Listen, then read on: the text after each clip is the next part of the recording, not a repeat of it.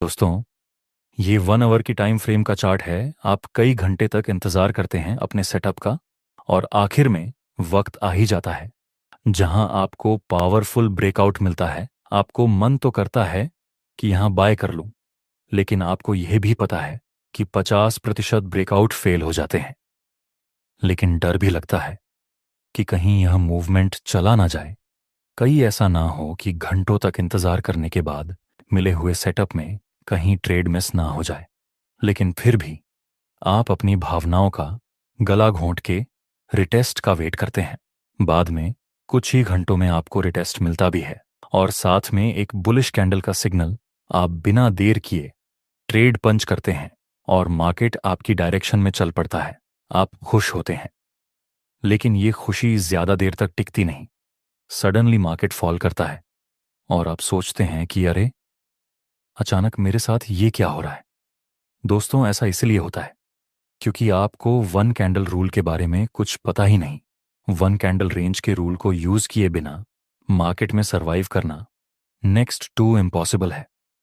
दोस्तों, कुछ लोग इस रूल को कैंडल रेंज थ्योरी के नाम से भी जानते हैं। मैं आपको सिर्फ बताऊंगा नहीं, मैं आपको लाइव दिखाऊंगा कि ये कॉन्सेप्ट आपके लिए क्यों जरूरी है। फॉर एग्जाम्पल, ये 1 डे टाइम फ्रेम की एक कैंडल है।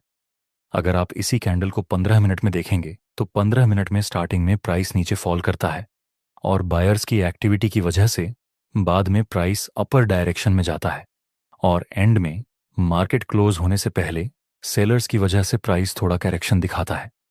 15 मिनट में इतनी सारी कैंडल की फॉर्मेशन होने के बाद 1 डे की टाइम फ्रेम में ऐसी सिर्फ एक कैंडल बनेगी। प्रॉब्लम तब आती है जब आप सिर्फ 15 मिनट की टाइम फ्रेम को देखते हुए ट्रेड करते हैं, क्योंकि स्मॉल टाइम फ्रेम में बहुत ज्यादा नॉइस होता है और मैनिपुलेशन होने का खतरा भी बना रहता है। स्मॉल टाइम फ्रेम आपको स्मॉल पिक्चर दिखाएगा, और हायर टाइम फ्रेम आपको बड़ी पिक्चर दिखाएगा। आप मिस्टेक ये करते हैं कि आप सिर्फ स्मॉल पिक्चर को ही देखकर ट्रेड कर लेते हैं।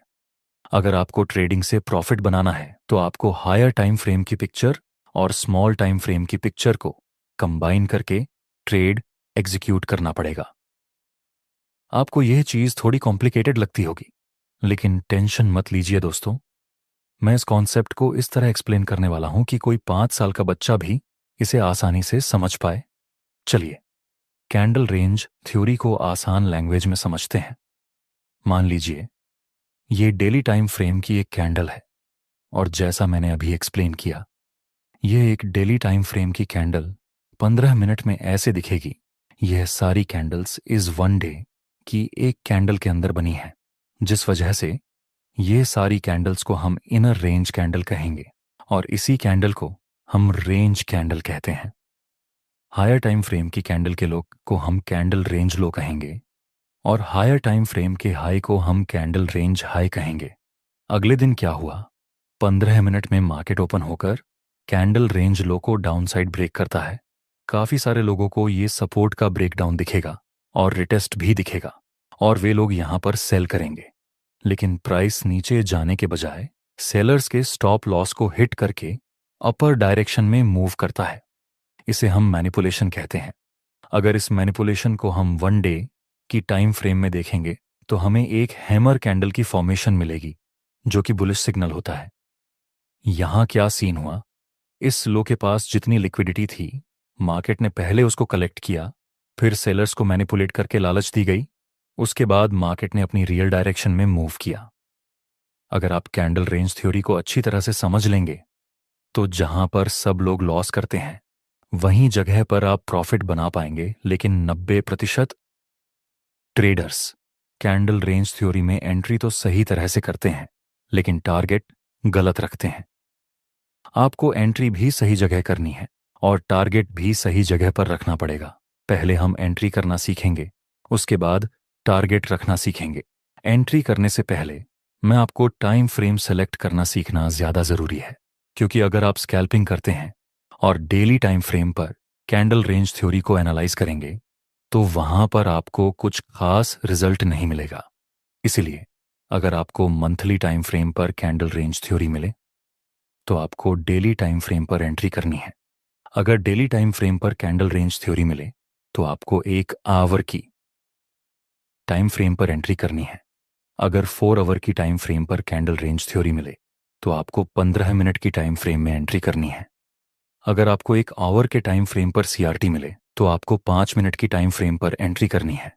और अगर आपको 15 मिनट की टाइम फ्रेम पर सीआरटी मिले तो आपको 3 मिनट की टाइम फ्रेम पर एंट्री करनी है। चलिए अब एंट्री करने की मेथड को समझते हैं। ये डेली टाइम फ्रेम का चार्ट है, तो इस रीसेंट कैंडल के हाई को हम कैंडल रेंज हाई कहेंगे और इस रीसेंट कैंडल के लो को हम कैंडल रेंज लो कहेंगे। दूसरे दिन प्राइस कैंडल रेंज हाई को वीक बनाकर क्लोजिंग देता है। नेक्स्ट डे प्राइस अगली कैंडल के लो को डाउन साइड ब्रेक करे तो वहां पर आप स्मॉल टाइम फ्रेम में सेल साइड का ट्रेड प्लान कर सकते हैं। यह 15 मिनट की टाइम फ्रेम का चार्ट है, तो हम रीसेंट कैंडल का हाई ड्रॉ करेंगे जो कि कैंडल रेंज हाई होगा और रीसेंट कैंडल का लो ड्रॉ करेंगे जो कि कैंडल रेंज लो रहेगा। नेक्स्ट अगली कैंडल ने कैंडल रेंज हाई की लिक्विडिटी स्वीप करने के बाद पावरफुल विक के साथ क्लोजिंग दी। इस कैंडल को हम रेंज कैंडल कहेंगे। इस कैंडल को हम मैनिपुलेशन कैंडल कहेंगे। इस मैनिपुलेशन कैंडल के लो को भी हम ड्रॉ करेंगे। अगर प्राइस इस मैनिपुलेशन कैंडल के लो को डाउन साइड ब्रेक करेगा तब हम सेल साइड का ट्रेड प्लान करेंगे, लेकिन एंट्री करने के लिए आपको 3 मिनट की टाइम फ्रेम का यूज करना है। तो हम 3 मिनट की टाइम फ्रेम में चार्ट को चेंज करेंगे। इस स्मॉल टाइम फ्रेम में आपको मैनिपुलेशन साफ दिखेगा। देखिए इस पावरफुल ब्रेकआउट पर कई लोगों ने बाय का ट्रेड प्लान किया होगा और यहीं से प्राइस रिवर्स हो गया। नेक्स्ट प्राइस ने मैनिपुलेशन कैंडल के लो को डाउन साइड ब्रेक किया। थ्योरी के अनुसार यह सेल करने का सिग्नल है तो सही, लेकिन मैं अपने एक्सपीरियंस से बता रहा हूं, यहां पर आपको ट्रेड नहीं करता हूं। हमें थोड़ा सा वेट करना है। अगर यहां कहीं पर आपको रिटेस्ट मिलेगा तब जाकर आप सेल कर सकते हैं। नेक्स्ट हमें एक रिटेस्ट देखने को मिला, फिर प्राइस ने स्ट्रॉन्ग विक के साथ बेरिश सिग्नल शो किया। तो यहां हम सेल में एंट्री कर सकते हैं क्योंकि यहां मैनिपुलेशन हो चुका है। इस कैंडल पर जिन्होंने बाय किया होगा उनका स्टॉप लॉस भी हिट हो गया होगा। और एक बात मैं बता दूं, जब भी मार्केट में इस तरह से लोगों को मैनिपुलेट किया जाता है उसके बाद आने वाला मूव थोड़ा सा फास्ट होता है। इसलिए ये स्ट्रेटजी इंट्राडे और स्कैल्पर्स की फेवरेट रहती है।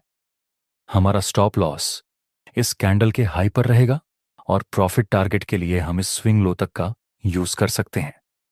नेक्स्ट सिर्फ 3 कैंडल में हमारा टारगेट हिट हो गया। मैनिपुलेशन होने के बाद जल्दी मूव इसलिए आता है क्योंकि एक्चुअल में यह मैनिपुलेशन स्मार्ट मनी करते हैं।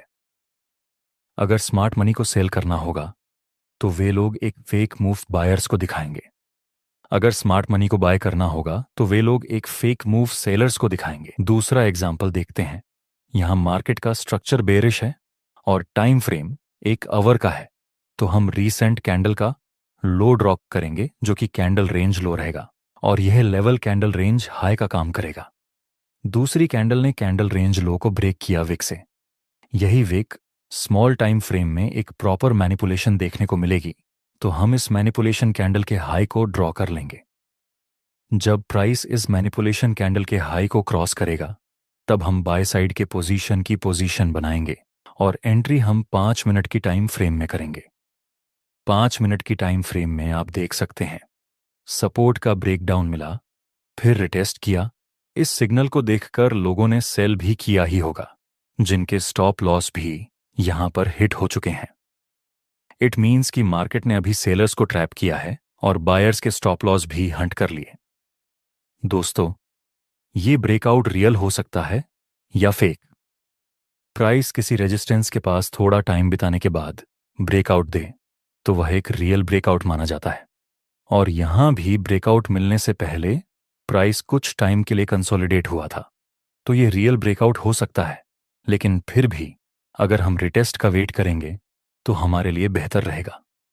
नेक्स्ट एक पुल बैक मिला। यह रेजिस्टेंस आगे सपोर्ट का काम करेगा और यही जगह पर एक बुलिश कैंडल का सिग्नल मिला, तो अब हम यहां पर बाय में ट्रेड कर सकते हैं।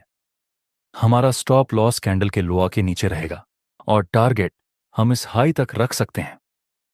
नेक्स्ट प्राइस ने ऊपर डायरेक्शन में मूव किया और हमारा टारगेट हिट हो चुका है। दोस्तों, इस तरह से आप कैंडल रेंज थ्योरी का यूज करके एंट्री कर सकते हैं। आपने एंट्री करना तो सीख लिया, लेकिन ये जो हमने प्रॉफिट टारगेट सेट करने की मेथड यूज की, वो थ्योरी के अनुसार चलती है। देखिए, यहां पर हम candle range high and candle range low draw करेंगे।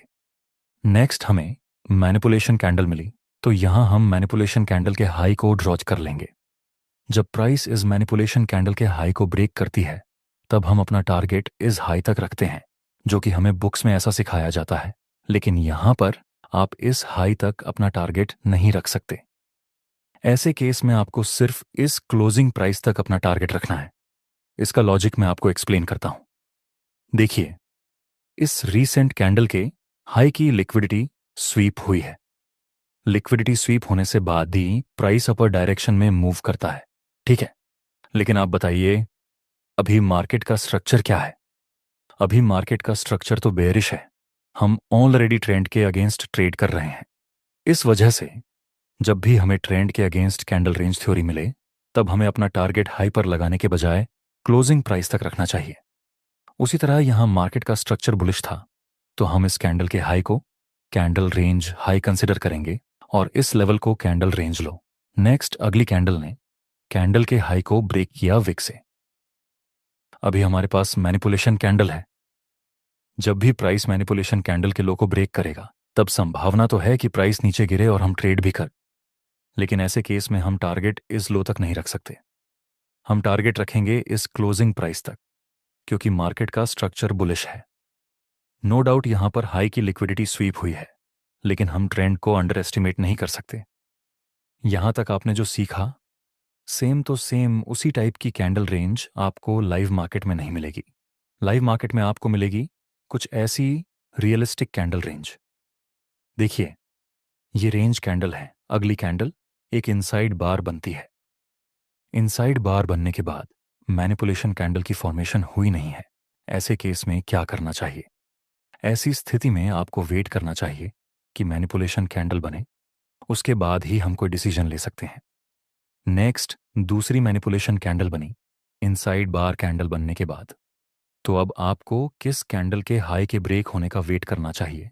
इस मैनिपुलेशन कैंडल का या फिर इनसाइड बार कैंडल का? तो दोस्तों, आपको मैनिपुलेशन कैंडल पर ही फोकस करना है। अगर मैनिपुलेशन कैंडल का हाई ब्रेक होगा, तभी हम ट्रेड करेंगे। यह इनसाइड बार कैंडल से हमें कुछ ज्यादा मतलब नहीं है। इसको हम इनसाइड बार कैंडल रेंज कहते हैं। दूसरे टाइप की कैंडल्स होगी मल्टीपल इनसाइड बार कैंडल। इसमें एक ही कैंडल के अंदर अलग अलग इनसाइड बार देखने को मिलेंगी। यहां भी जब तक प्राइस हाई या फिर लो को मैनिपुलेशन कैंडल से ब्रेक नहीं करता, तब तक आप ट्रेड एग्जीक्यूट नहीं कर सकते। नेक्स्ट हमें मैनिपुलेशन कैंडल मिली, तो जब प्राइस इस मैनिपुलेशन कैंडल के लो को ब्रेक करेगा, तब आप ट्रेड एग्जीक्यूट कर सकते हैं स्मॉल टाइम फ्रेम में। तो ये थी कैंडल डांस थ्योरी। दोस्तों, आपको ये वीडियो कैसा लगा हमें कमेंट में ज़रूर बताना। धन्यवाद।